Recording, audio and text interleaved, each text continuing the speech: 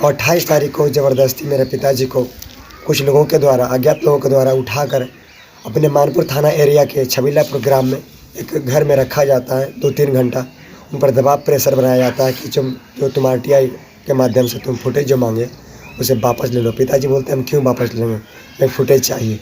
बोलता है ठीक है, ज़्यादा से ज़्यादा हमको क्या होगा, ज़्यादा हम सस्पेंड होंगे, लेकिन जान लो तुम्हारा परिवार को चैन से सोने नहीं देंगे। अब क्या क्या करेंगे तुम देखते जाना। आपका नाम क्या हुआ? नाम नीलेश कुमार है। कहाँ से हैं?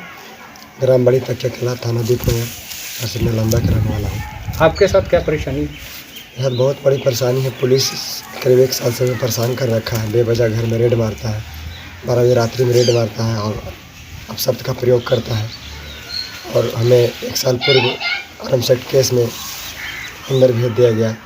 इसमें जेल में रह के आने के बाद 29 दिसंबर और 31 दिसंबर 2 रात से 12 बजे रात्रि में रेड मारता है। कहता आपके यहाँ अवैध सामान है, लेकिन हमारा कुछ बरामद नहीं होता है। हमने पूछा किस कारण से रेड मारते हैं, क्या प्रूफ, क्या प्रमाण है, किसके आदेश से रेड मारते हैं, तो कुछ बताने से इनकार करता है और गाली गलौज करके हमें बंद करवा देता है। अभी आपने जो बोले कि जो है कि हमको आर्म्स एक्ट में फंसाया गया है, तो क्या वास्तविकता में आपके पास था? हमारे पास कुछ भी नहीं था। मोटरसाइकिल से जा रहे थे, गाड़ी रुकवाया गया। रुकवाने के बाद तुरंत गाड़ी का चाबी छीन लिया गया। मैंने पूछा ऐसा क्यों कर रहे हैं, सब कुछ इंक्वायरी किया, मेरे यहाँ कुछ बरामद नहीं हुआ। उसी बीच हमारे ऊपर लाठी बरसाना शुरू किया। जान बचाने को उद्देश्य हम भागना शुरू किए। बगल में पुल था, पुल के नीचे धक्का दिया, पुल के नीचे हम गिर गए। गिरने के बाद किसी तरह बालू पर पैर पड़ा, पत्थर पर नहीं पड़ा तो वही मेरी मौत हो जाती। उठने के बाद हम भागते भागते 2-3 जगह गिर गए। उसके बाद हमें पकड़ लिया गया। पकड़ने के बाद बहुत मारा हमें जंगल में, अलुदसराय के जंगल में बहुत पीटा गया और जिप्सी में बैठा के मानपुर थाना रात्रि को 7:30 बजे हमें ले जाया गया। उसके बाद 16 दिसंबर 2020 को हमें पकड़ा गया रात्रि 7:30 बजे। 18 दिसंबर को हमें वहाँ से चालान कर दिया गया। थाना में रखने दौरान मेरा कपड़ा पूरा उतार के इंक्वायरी किया गया। मैं बोलते रहा सर इंक्वायरी आप 2 बार ले चुके हैं, पूरा कपड़ा क्यों उतारे? बस साला तुम चुप रहता कि नहीं, साला तुम क्रिमिनल बनता रहे भोसड़ी वाला। बहुत गंदा गंदा अभद्र गाली दिया जो 3 दिन में हमारे ऊपर अत्याचार हुआ। 3 दिन हमें थाना पर रखा गया। जेल में हम 1 साल रहे। नवंबर 28 नवंबर को जेल से छूट के आने के बाद दिसंबर 2021 को 29 दिसंबर 2021 को रात्रि में रेड मारा जाता है। दीपनगर थाना के SI के द्वारा कहा जाता है आप घर में तलाशी लेना में किसी की तलाशी, तो बोलता है शराब है आपके यहाँ, हमके परमिशन है आपके पास में? बोलता है परमिशन रहे या ना रहे हमके तलाशी लेने देता है कि नहीं? गाली गलौज करके धक्का दे के घर में घुस जाता है 12 बजे रात्रि में। और जब गेट खुलवा के अंदर इंक्वायरी लेता है तो कुछ बरामद मेरे यहाँ नहीं होता है।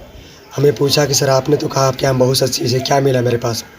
तो कोई व्यक्ति उनके मोबाइल पे फ़ोन करता है SI जो इंक्वायरी में आते हैं कि साले घर का JCB से हम तोड़वा दो इसको, इसके यहाँ बहुत सारा अवैध सामान रखा हुआ है। हमने कहा कि अभी ये JCB मंगवाइए, सभी सारे गाँव वालों को बुलाते हैं और सबके सामने खुदाई किया जाए। लेकिन गाली गलौज करते हुए तो प्रभारी धमकी दे के वहाँ से चला जाता है। अच्छा बेटा तुमको हम पता चला देंगे। वो चला जाता है। ठीक 31 दिसंबर 2021 को फिर मध्यरात्रि 12 बजे PK पंकज कुमार सिंह के टीम गठित किया जाता है और 12 बजे मध्यरात्रि को फिर से रेड मारा जाता है। बोलता है आपके अंदर अवैध सामान घर में रखा हुआ है, रेड मारने आए हैं, हमकी परमिशन दिखाइए। वो भी परमिशन नहीं दिखाता है और घर के अंदर एंट्री करते ही उसके मोबाइल पर फ़ोन आता है, इसका गोदरेज को चेक कीजिए और इसका ट्रैंक को चेक कीजिए। हम पूछते हैं कौन फ़ोन कर रहा था? बोलता है वरीय पदाधिकारी। हमके वरीय पदाधिकारी मेरे घर में कभी आया नहीं, उसको कैसे पता मेरे गोदरेज में क्या है, ट्रैंक में क्या है? लेकिन फिर भी वीडियो बनाता है घर का, पूरा मेरा पूरा फैमिली का वीडियो बनाता है, गाली गलौज करते हुए, धमकाते हुए वो गेट के बाहर फिर निकल जाता है। फिर 1:45 बजे 12:30 बजे मेरे घर से बाहर निकलता है रेड मार के। 1:45 बजे मेरे साथ बहुत बड़ा हादसा होते होते मैं बच जाता हूँ। छत के ऊपर चलने की किसी का आवाज़ सुनाई देता है। फैमिली सब जागे हुए थे 12 बजे रेड मारने के बाद। हम छत के ऊपर ग्रिल गेट खोल के ऊपर जाते हैं तो 2 व्यक्ति जागे हुए थे 12 बजे रेड मारने के बाद। हम छत के ऊपर ग्रिल गेट खोल के ऊपर जाते हैं तो 2 व्यक्ति छत के पूर्वी दक्षिणी छोर से चढ़ रहा था, पूरा काला कपड़ा में, पूरा मुंह में कपड़ा बांधे हुए था और वो चढ़ रहा था।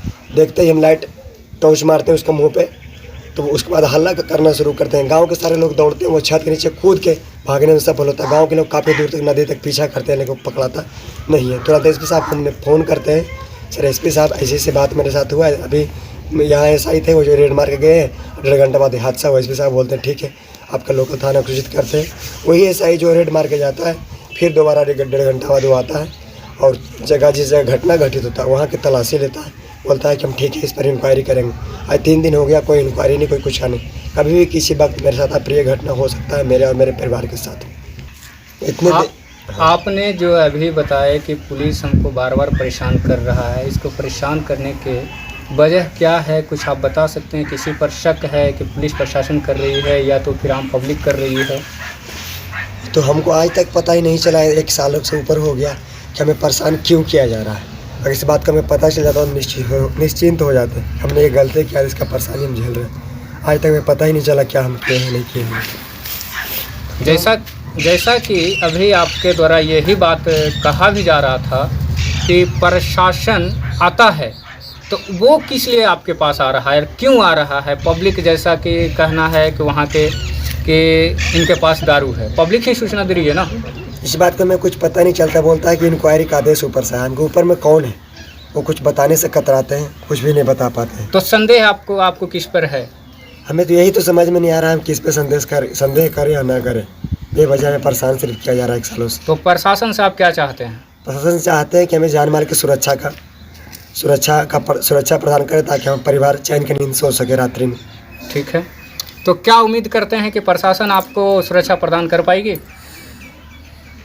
क्योंकि सारे प्रशासन तो ऐसा नहीं होते हैं, कुछ प्रशासन गलत करते हैं। यानी प्रशासन अभी भी हमें गुहार लगाते हैं, प्रशासन हमें जान माल की सुरक्षा का जिम्मा ले और हमें चैन का नींद सोने दे। अच्छा, ये जो है कि अभी आपने कहा कि प्रशासन हमको परेशान करता है, तो जहाँ तक ऐसी कुछ बातें कुछ देर पहले हमको आप मौखिक तरीके से बता रहे थे बिना कैमरे के कि जो है हमारे किस लिए ले जाया गया था? पिताजी ने 16 दिसंबर 2020 से 18 दिसंबर 2020 तक के मानपुर थाना का में लगा हुआ CCTV कैमरा का फुटेज मांग किए थे और एसपी साहब के यहाँ थाना प्रभारी मानपुर को बुलाया गया 27 दिसंबर 2021 को, और पिताजी को भी मेरा बुलाया गया। एसपी साहब बोले कि आप इनको जो फुटेज का मांग किया गया है अधिनियम 2005 के तहत, RTI अधिनियम 2005 के तहत देने का प्रावधान है, आप इनको दे दीजिए। लेकिन उन्होंने कहा ठीक है दे देंगे। 27 तारीख को और 28 तारीख को ज़बरदस्ती मेरे पिताजी को कुछ लोगों के द्वारा, अज्ञात लोगों के द्वारा उठाकर अपने मानपुर थाना एरिया के छबीलापुर ग्राम में एक घर में रखा जाता है। 2-3 घंटा उन पर दबाव प्रेशर बनाया जाता है कि जो तुम RTI के माध्यम से तुम फुटेज जो मांगे उसे वापस ले लो। पिताजी बोलते हैं हम क्यों वापस लेंगे, हमें फुटेज चाहिए। बोलता है ठीक है, ज़्यादा से ज़्यादा हमको क्या होगा, ज़्यादा हम सस्पेंड होंगे, लेकिन जान लो तुम्हारा परिवार को चैन से सोने नहीं देंगे। अब क्या क्या करेंगे तुम देखते जाना। 27 तारीख को एसपी साहब बुलाते हैं, 28 तारीख को पिताजी को उठाया जाता है, 29 तारीख को मेरे घर में रेड मारा जाता है, फिर 31 तारीख को फिर रात्रि में रेड मारा जाता है, फिर 31 तारीख को 1:45 बजे रात्रि में गुंडा को भेज के हमारे पर जानलेवा हमला करवाया जाता है। आज दिनांक 2 जनवरी 2022 है। इतने दिनों में इतने सारे मेरे साथ षड्यंत्र हुआ, जो आप लोग को माध्यम से मैं विनती करता हूँ मेरा सूचना सही वरीय पदाधिकारी को दिया जाए, ताकि मेरी जान माल का सुरक्षा का जिम्मा लेने का प्रयास, क्योंकि हम अपना घर परिवार को सुरक्षा देने में असमर्थ हो चुके हैं। अभी आपने जो है बताए कि हमारे घर पे दीपनगर थाना के ASI पंकज कुमार सिंह के आने के बाद 2 घंटे के लमसम में 2 आदमी आपके घर पे जो चढ़ रहे थे, वो किस लिए, किस अंदाजे में वो चढ़ रहे थे? क्या आपको अनुभव होता है उनके बारे में? तो क्या मंशा रहा होगा? हमें लगता है कि कुछ मेरे घर में रख के, जिस तरह वो बोलते हैं कि जब भी आते हैं तो हमें ऊपर से सूचना मिलता है, हमें ऐसा लगता है कुछ चीज़ रख के वही थाना को फ़ोन करके हमें अवैध तरीके से फंसाने का प्रयास किया जा रहा है, या तो फिर मारने का प्रयास किया जा रहा है, जो उसे फुटेज में हम घर के लोगों के द्वारा मांगा गया है। तो इससे यह साबित होता है कि आपके पीछे मानपुर थाना के अध्यक्ष लगे हुए हैं क्या?